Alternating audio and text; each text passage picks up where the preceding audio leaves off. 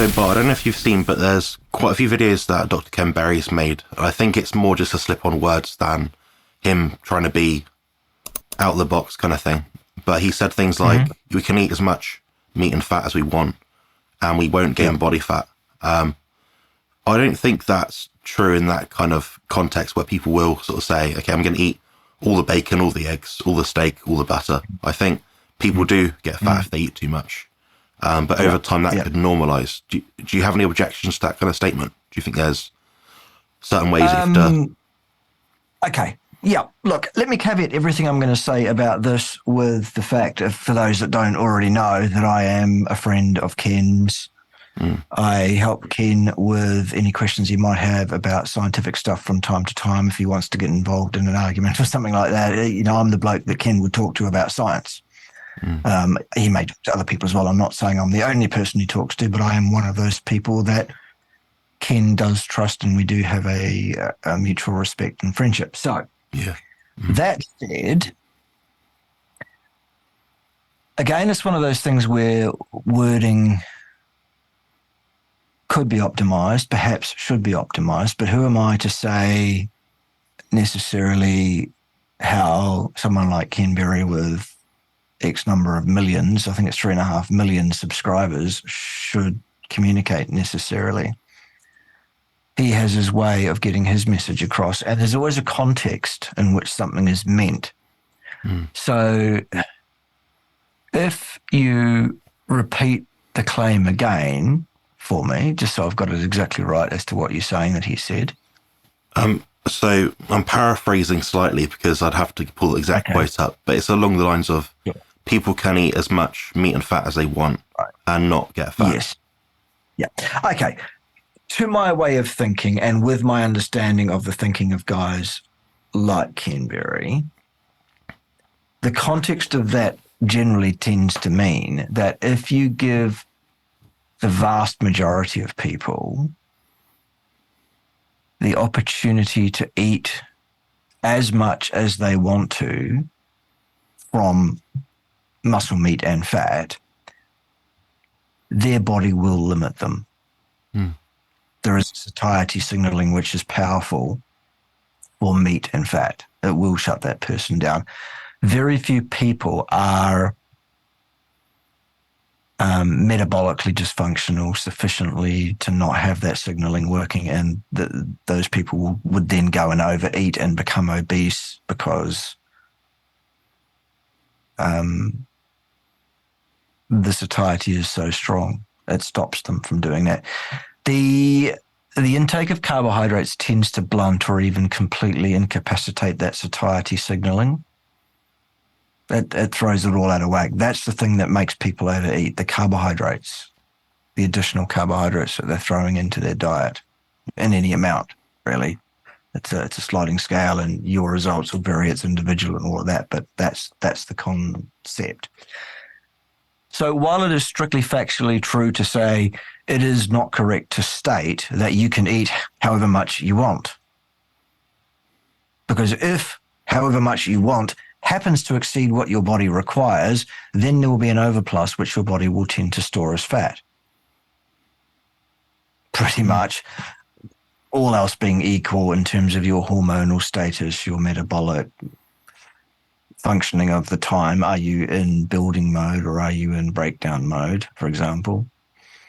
So it's not correct to say you can absolutely eat any amount and you won't get fat necessarily. That is not correct. But I don't think that's what Ken's saying. I think what he's saying is, for the most part, for most people, if you put unlimited amounts of meat and fat in front of that person, they will not tend to overeat.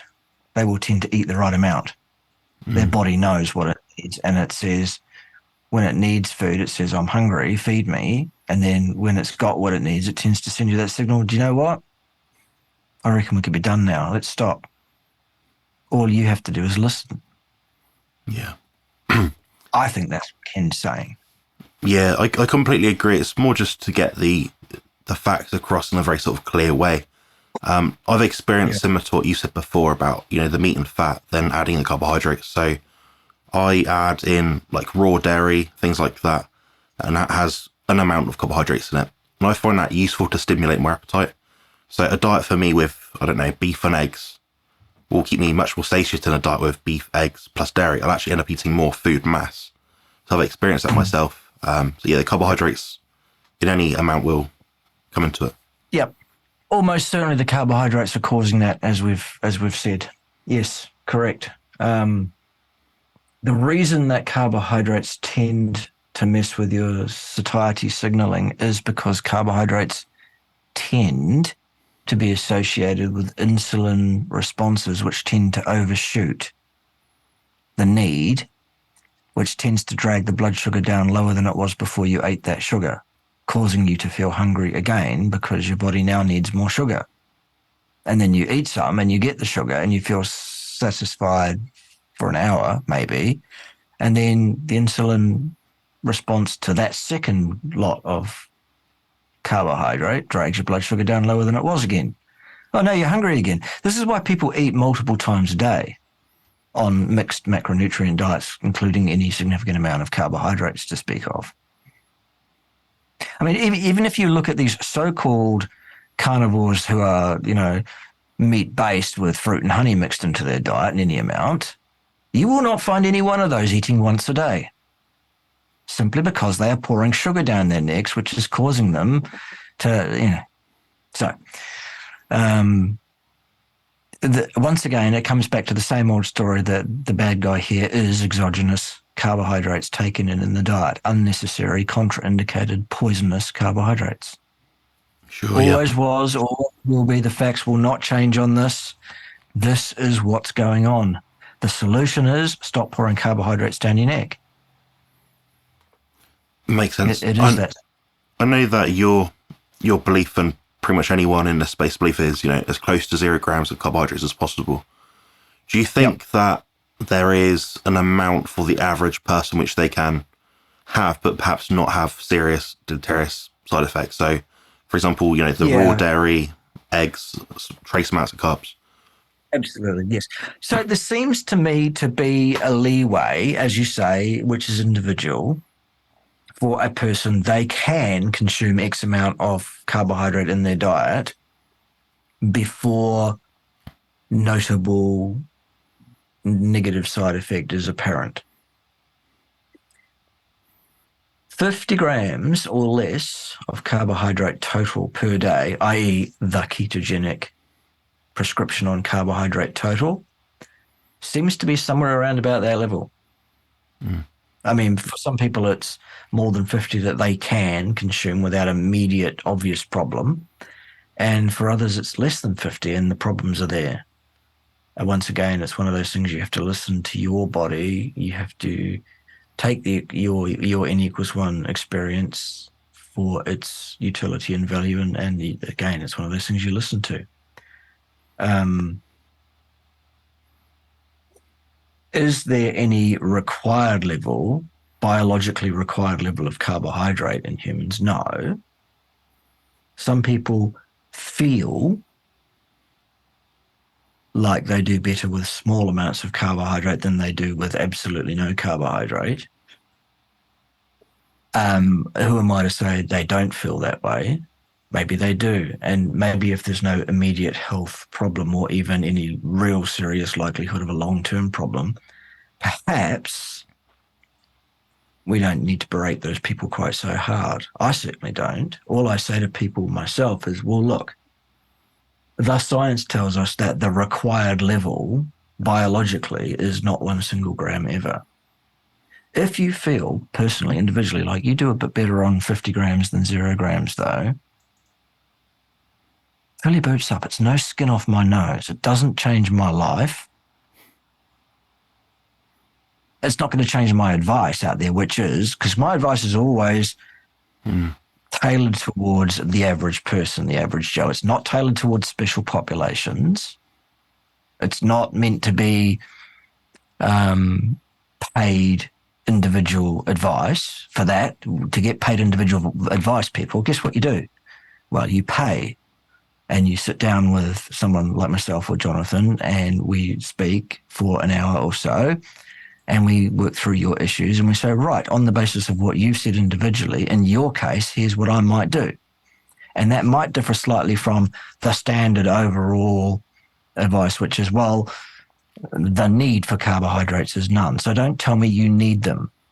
If you tell me you feel better with 50 grams of carbs in your diet, I'm not going to be too concerned about that necessarily. If you tell me that you need 400 grams of carbohydrates a day, then we'll probably have some issues, Paul Saladino, because you don't. Okay, still. So it's all about horses for courses, and it's all about being clear about your message and unequivocal about your message, but still having enough, I guess, awareness of people's individual situations to go, well, okay, look, here's an individual who, for reasons of already existing metabolic dysfunction, the hardcore carnivore, absolutely no carbohydrates is not going to work for them right now just yet. We need to get them down low enough that we can start pushing at that. But we can't go straight there. Right, you need 50 grams a day. You have terrible headaches if you don't, for example. Okay, great. I don't think 50 grams of carbohydrates a day is going to subject you to any meaningful, significant risk of any deleterious health outcome anytime soon, especially if you're a little bit active. Fine. But don't turn around and tell me I need 400 grams of carbohydrates a day or else I can't hang on to my electrolytes and I get muscle cramps and my mood's all wrong and my libido goes crazy and my testosterone goes crazy and my thyroid goes crazy and shit. Because that's absolutely false. That is, anyway, we all know who I'm talking about. Right. Yeah, I agree. Yeah, there's three people that come to mind which I add in carbohydrates deliberately to their diet. So one is Sophie, my partner. She's now animal-based pretty much. There's Nicole from the YouTube channel Former Fat Girl. And there's Rob Goodwin, the bodybuilder. So there's three people there that add in a small amount of carbohydrates. They're all below about 50 grams, I imagine. So it's just a few berries here and there, and they seem to be doing well in spite of that. Those cards back. Remind me to collect all those cards and have Ted visit all those people with his truncheon. Yeah. Yeah, my carbohydrates are about 40 anyway. So. Yeah. For me, it's mainly just to get more food in. That's the main reason why I add in, the dairy and stuff like that. Absolutely. Brilliant. Right. That's the lot, I think. Is there anything else you wanted me to question you about? I don't think so, my man. I think it's been a busy couple of weeks. There's been a bit going on here and there.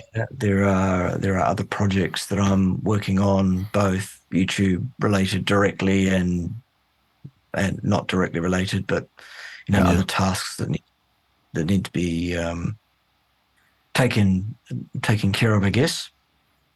So I'm in the process of reacquainting myself with some software that I used to use to make 3D animations. You've probably seen a couple of those kind of things in the past where I might have used someone's image and their voice, and I might have generated videos of, taking the piss out of one or two people for one or two reasons.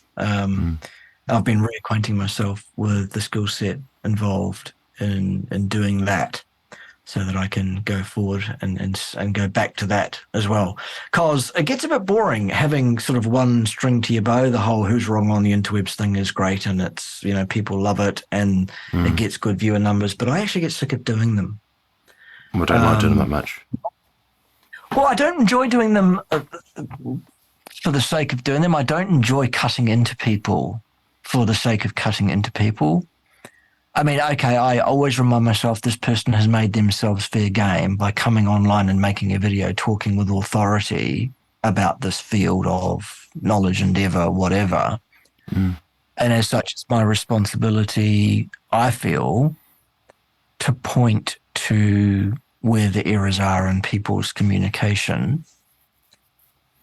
The problem is, number one, it gets boring for me to make these videos because the themes are similar, the mistakes that people make are similar.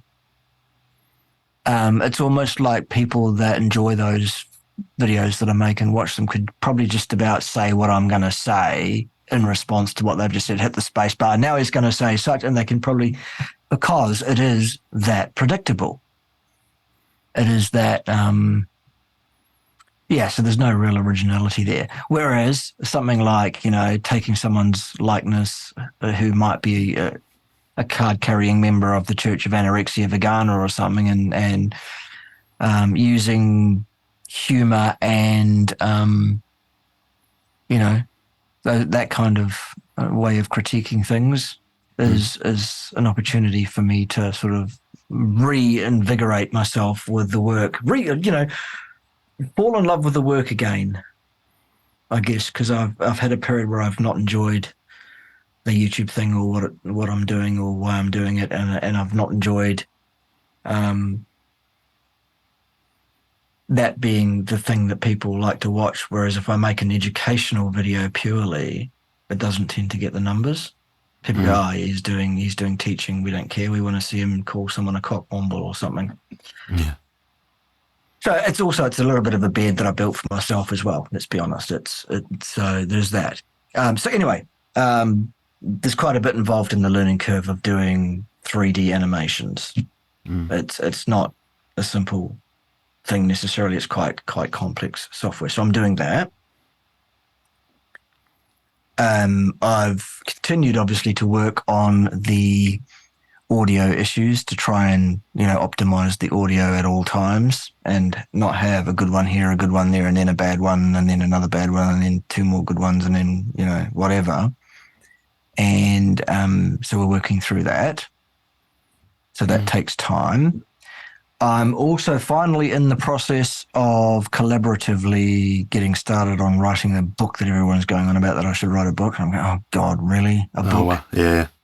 The last thing I want to do is write a book. But I've got someone on board who is a writer and wants to help write such a book. So it's good because it means that that writer can take the position of pretending to be me and write what I might write, and then I can read it and go, yeah, okay, I might have said that, but let's put it that way, so that actually it ends up being what I would have said anyway with much less effort. So there you go. That's coming up. Obviously, I'm still working furiously on promoting an awareness of the Cerule products to the widest possible audience as quickly as possible, because this is a product that can absolutely change a person's life for the better. And it will not start doing that until people understand, number one, what the stuff is, number two, that it exists, and number three, until they get it into their bodies. Yeah. So my job is to lead the horses to the water in that respect. And it seems that the only tool I have in terms of leading those horses to the water is to continuously mention the fact that the water hole is there. So I'll do it again today. There it is, Cerule products. You'll find the link for Cerule products in the show notes underneath this video, won't they, Jonathan? Yeah, the bit.ly link. Yeah, well, you can use that one. Yeah. Yeah. Yep. There is a link out to Cerule products on that one. Yep, absolutely. But look, this is no joke. This is really very important. This is also not about me shilling for some product for profit. It's part of what I do in terms of generating a living as an online influencer on the YouTubes and a consultant health-wise to people who want one-on-one consultancy. It's a product that does exactly what it says it does, works exactly in the way that it describes itself to work. It's a company that has ethics hard burned into its entire way of operating. And I actually make very little on promoting Cerule to a person. Yeah. Now, I make a reasonable living out of Cerule by having a number of people thus far who have seen the light and gone, yes, I need that stuff, and have gone and purchased it. Unfortunately, though, a large number of people that do watch videos that I'm in, or my videos still haven't got it, think that I'm just shilling for my own profit and don't understand that this is a product that really can change their lives. And my story, everybody knows my story. I've said it a million times. You can look on my channel on a playlist of videos called Adult Stem Cell Related Videos, if you like, and you'll find out what happened, what my health issues were when I started on my journey with this raw product, and how it started and how it is now. Yeah, you've got some good testimonies as well from other people, I think. Yeah, absolutely. Yeah, there are some great testimonies here. I mean, this is a product that absolutely is what it claims to be. And as such, anyone that thinks a person like myself would be shilling for something that was crap, I mean, hello. How would that benefit you, me, or anybody else? People would soon call up and say, "But I've not got my results. What's the problem?" And you'd be hearing all about it, wouldn't you? That's right. Now, I do get a bit of that, to be honest. A lot of people will buy some raw products, and 3 weeks later they will email me and say, "I don't feel like $1 million yet, and my leg that was amputated 3 years ago hasn't grown back. What's the story?" To which I say, well, actually, it's a 6-month trial period as far as I'm concerned before you even think about the benefits, because tell you what, a person that takes the product for 6 months never looks back. They always go, yep, absolutely, that's changed my life completely. I would never do without that now. But it won't grow your leg back that's been amputated. That's not how it works. So, Brilliant. Yep. So that's been my focus. That and getting the message across to people that while 100% carnivorous diet is the ideal and is the most part of the battle in terms of maintaining your health, veracity, longevity, and everything else, it is not the whole story. People that say the carnivore diet is all you need are misguided. No, it isn't. You need the carnivore diet and 4 other things that you need to add. The second one is raw products. Okay? Surprise, surprise. The third one is grounding yourself electrically for as much time as is feasible possible in your lifestyle. The fourth one is blocking blue light from your eyes after dark. And the fifth one is doing 4 sessions a week, 45 minutes or so of heavy resistance training or high intensity burst repeat training or some combination of those. Yeah. Do all 5 of those and pretty much actually that's the most part of it, it seems to me. So that's what I've been promoting. And the consistency as well is like really important. I'll get a feeling myself. The one I'm worst for is the sunlight. Getting the right light exposure, wearing the blue blocking glasses, that's something I'm worst at. And I notice myself, if I do that, late at night on the computer doing lives and stuff, that's when I start to feel it. 2 or 3 days of that in a row, my body's so slow, Yes, absolutely. And, nobody's perfect, but what I'm talking about is doing the best that you can. I mean, for example, it's after dark right now, and I should be wearing amber-coloured lenses while I'm here talking to you. I couldn't be asked today.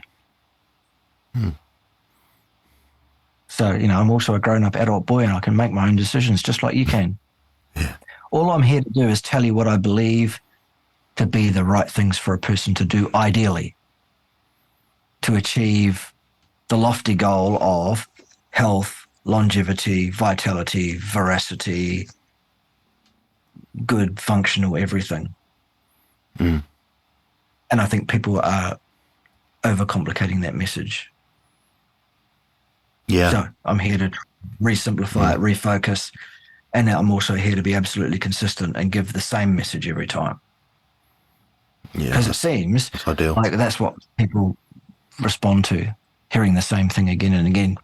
The difference, of course, over here is the thing that we're saying again and again and again is actually true and correct and will work for you, as opposed to what others might be saying out there in the marketplace again and again and again, which will not achieve those lofty goals for you, demonstrably. Or like resveratrol being a key to longevity, for example. Yes. Yes. Yeah. So that's a classic example of the thing that we call reductionism. Because while you might be able to show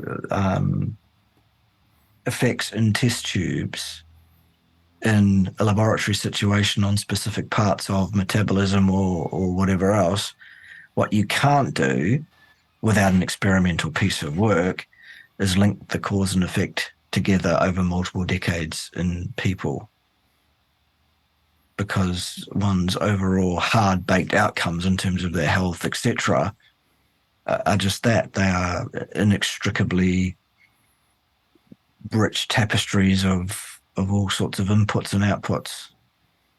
So to say I've been studying this one thing, mTOR, for example,